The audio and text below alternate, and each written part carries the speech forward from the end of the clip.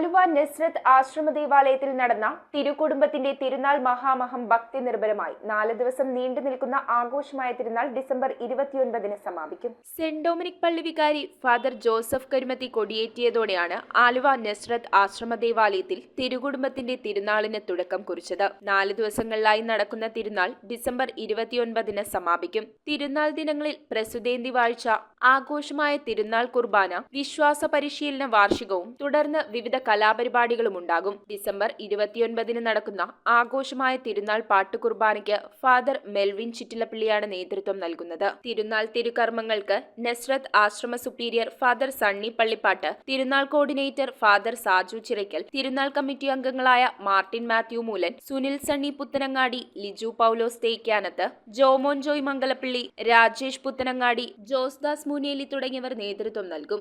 വർഷങ്ങളായി നസ്രത്ത് ആശ്രമത്തിൻ്റെ ദേവാലയ തിരുനാളാണ് തിരുക്കുടുംബ തിരുനാൾ.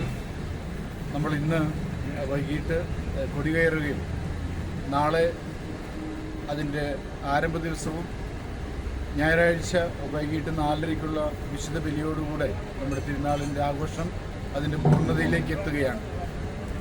തിരുനാൾ കുർബാനയ്ക്ക് ശേഷം ഞായറാഴ്ച പ്രദക്ഷിണവും ആ പ്രദക്ഷിണത്തിന് ശേഷം ഇവിടെ ഊട്ടുനേർച്ചയും മറ്റ് പ്രാർത്ഥനകളിലൊക്കെ ഉണ്ടായിരിക്കും. അത് വർഷങ്ങളായി ഈ ആശ്രമത്തിന് ചുറ്റുപാടുമുള്ള എല്ലാവരും ഒന്നുചേർന്ന് ആഘോഷിക്കുന്ന വലിയൊരു ആഘോഷ തിരുനാളാണ്. News bureau, Aluva. വിറ്റ്കോക്കിന്റെ മുരിങ്ങ ലീഫ് പൗഡറും മുരിങ്ങ സീഡ് പൗഡറും മുരിങ്ങ സീഡ് ഓയിലും നിങ്ങളുടെ നിത്യജീവിതത്തിന്റെ ഭാഗമാക്കൂ. ആരോഗ്യവും ഉന്മേഷവും വീണ്ടെടുക്കൂ. Vitgok for a natural well-being. Visit vitgok.org.